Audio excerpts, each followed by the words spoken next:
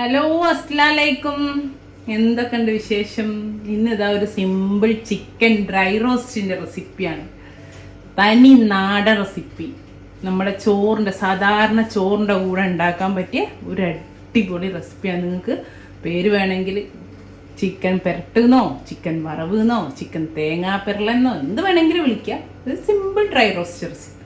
അപ്പം എങ്ങനെ ചെയ്യാൻ നോക്കാം. ഞാനിതാ ഒരു 500 ഗ്രാം ചിക്കനാണ് നല്ലോണം കഴുകി വെള്ളമൊക്കെ പോക്കി ചെറിയ ചെറിയ കഷ്ണങ്ങളായിട്ട് കേട്ടോ കട്ട് ചെയ്ത്. അപ്പം അതിനാ കൂടുതൽ ടേസ്റ്റ് ഉണ്ടാവും റോസ്റ്റ് ഉണ്ടാക്കാൻ. ഞാൻ ഇതിലേക്ക് ഒന്ന് നമുക്ക് ചെറുതായിട്ടൊരു മസാല വരട്ടണം. അപ്പം അതിനായി ഈ ചിക്കനിലേക്ക് ആവശ്യമുള്ള ഉപ്പ് ചേർത്ത് കൊടുത്തൊക്കെ ഏകദേശം ഒരു 1/2 ടീസ്പൂൺ ഉപ്പുണ്ട്. പിന്നെ ഒരു ചെറിയ കഷ്ണം, നമ്മളൊരു ചെറുനാരങ്ങൻ്റെ പകുതി, ചെറിയ മുറിയാണ്, പകുതിയാണെങ്കിലും ഒരു 1/2 ടേബിൾ സ്പൂൺ ഇഞ്ചിയും വെളുത്തുള്ളി കൂടിയാണ്. ഇത്ര എടുത്തുള്ളൂ, നമ്മൾ പിന്നെയും ചേർക്കുന്നുണ്ട്. അതുകൊണ്ട് ഇപ്പം ഈ പരട്ടുന്നതിൽ രണ്ടും കൂടി 1/2 ടേബിൾ സ്പൂൺ എടുത്തിട്ടുള്ളൂ. ഓക്കെ, നമുക്ക് കുറച്ച് കരിവേപ്പിലതിൻ്റെ കൂടെ ഇട്ട് കൊടുക്കാം. ഇതാ 1 ടീസ്പൂണ് നമ്മൾ നല്ല എരിവുള്ള മുളക് പൊടിയാണ്. എരിവില്ലാത്തതോ കാശ്മീരിയോ ഒക്കെ ആണെങ്കിൽ 1.5 ടീസ്പൂൺ ഇട്ടോളൂ കേട്ടോ.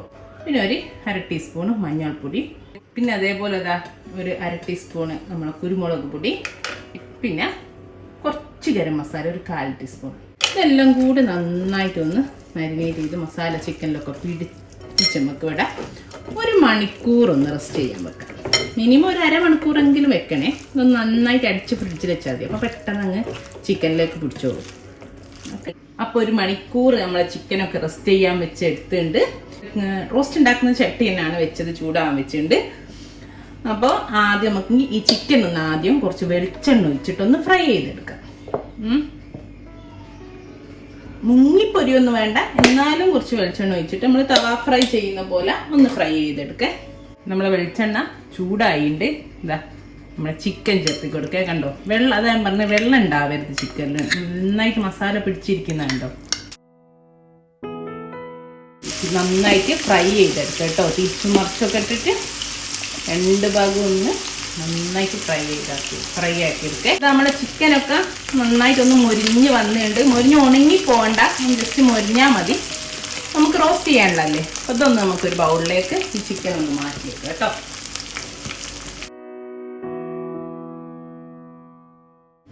ഞാനിതാ നമ്മുടെ എണ്ണല്ലേ, നമ്മൾ വെളിച്ചെണ്ണ പൊരിച്ചു കോരി അതിന്ന് 2 ടേബിൾ സ്പൂണ് കരടൊക്കെ മാറ്റിയിട്ടുള്ള 2 ടേബിൾ സ്പൂണ് ഞാൻ നമ്മളെ ചട്ടിയിൽ ഒഴിച്ചുകൊണ്ട് റോസ്റ്റ് ചെയ്യാൻ ബാക്കി വരണ്ട് കേട്ടോ. നമുക്ക് ലാസ്റ്റ് ചെറിയൊരു ആവശ്യമുണ്ട് കുറച്ച്.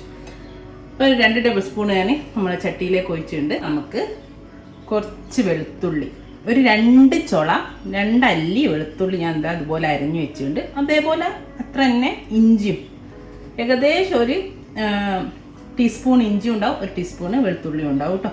അത് നീളത്തിലരിഞ്ഞതാണ്, അത് ഇട്ട് കൊടുക്കുന്നുണ്ട്. ഇവിടെ തന്നെ കുറച്ച് കരിവേപ്പില, ഒരു 2 എരിവുള്ള പച്ചമുളകും അതും നമ്മൾ ഈ എണ്ണയിലേക്ക് ഇട്ട് കൊടുക്കുന്നുണ്ട്. ഇതൊന്ന് നമുക്കൊന്ന് പച്ചമണം മാറുന്ന വരെ വഴറ്റിയെടുക്കാം കേട്ടോ.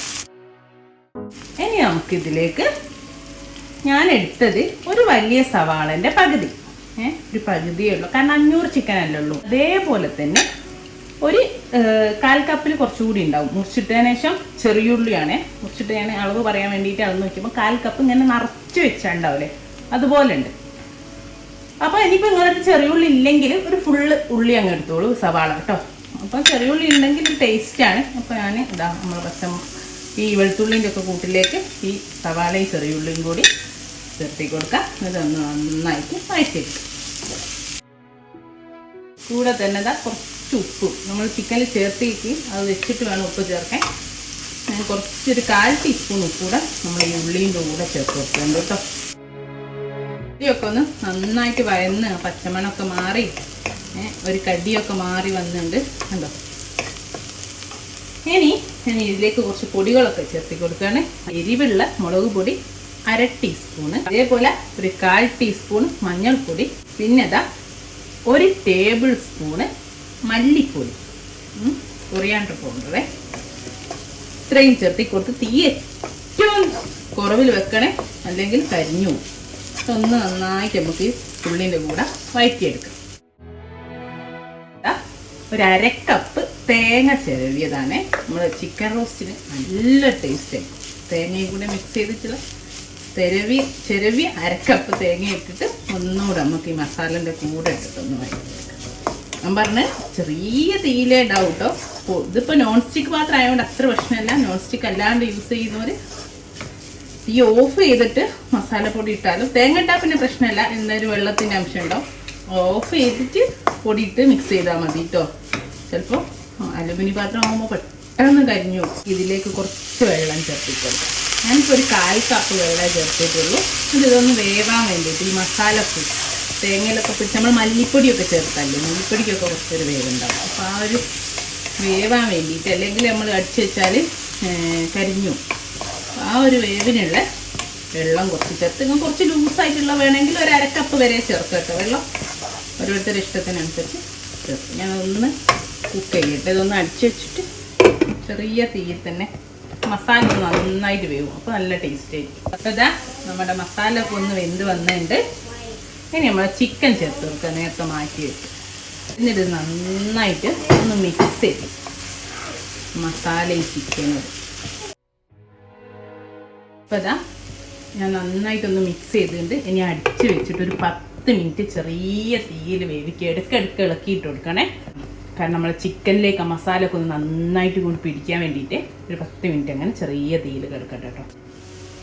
അപ്പോൾ ഇതാ നമ്മൾ ചിക്കൻ പെരട്ടുന്നോ അല്ലെങ്കിൽ ചിക്കൻ വറവെന്നോ ചിക്കൻ തേങ്ങ വറവ് എന്ത് വേണമെങ്കിലും വിളിക്കാം.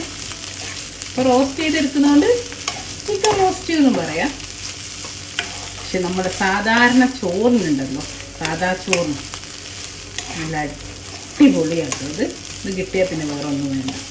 ലാസ്റ്റ് ഫൈനലി കുറച്ച് കരിവേപ്പിലയും മല്ലിയില ഇടണമെന്നൊന്നും ഇല്ല കേട്ടോ. ഞാൻ പിന്നെ അങ്ങ് ഇടുന്നേ ഉള്ളൂ. നാടനായതുകൊണ്ട് തേങ്ങയൊക്കെ ഉള്ളതുകൊണ്ട് മല്ലിയിലിൻ്റെ ആവശ്യമൊന്നുമില്ല. ഇനി ഇതാ കുറച്ച് ഗരം മസാല, ഒരു പിഞ്ച്, ഒരു 1/4 ടീസ്പൂണിൻ്റെ അടുത്ത് ഇത്ര കൊടുത്ത്, 1 ടീസ്പൂൺ തന്നെ എടുത്തിട്ട് ഇതൊന്നുകൂടി മിക്സ് ചെയ്തിട്ട് നമുക്ക് തീ ഓഫ് ചെയ്യുക. പിന്നെ മല്ലിയിലയും കരിവേപ്പിലൊക്കെ ചേർത്തില്ലേ, അതിൻ്റെ കൂടെ ഒരിത്തിരി നമ്മൾ നേരത്തെ ആ ചിക്കൻ്റെ പൊരിച്ച വെളിച്ചെണ്ണല്ലേ, അത് ഒരിത്തിരി 1 ടീസ്പൂണ് ഒഴിച്ചെടുത്ത് ഒന്ന് മിക്സ് ചെയ്താൽ ഒന്നുകൂടി ഒരു ടേസ്റ്റ് ഉണ്ടാവും കേട്ടോ. ഞാൻ അങ്ങനെ ചെയ്തിട്ടുണ്ട്. അതിന് ഞാൻ ഗ്ലാസ്സിലേക്ക് വെച്ചത് ഇപ്പോൾ കണ്ടോ. അപ്പോൾ അതുകൂടി ഒഴിച്ച് ഒന്ന് മിക്സ് ചെയ്താൽ നല്ലൊരു ടേസ്റ്റ് കൂടെ വരും. ഇപ്പോൾ അത്രയേ ഉള്ളൂ. തീ ഓഫ് ചെയ്തു. അപ്പോൾ എല്ലാവരും ഉണ്ടാക്കി വെക്കുക, ഫീഡ്ബാക്ക് അറിയിക്കുക. അപ്പോൾ ഇൻഷാ അല്ലാ നല്ലൊരു വീഡിയോ ആയിട്ട് നമുക്ക് വീണ്ടും കാണാം. Thank you.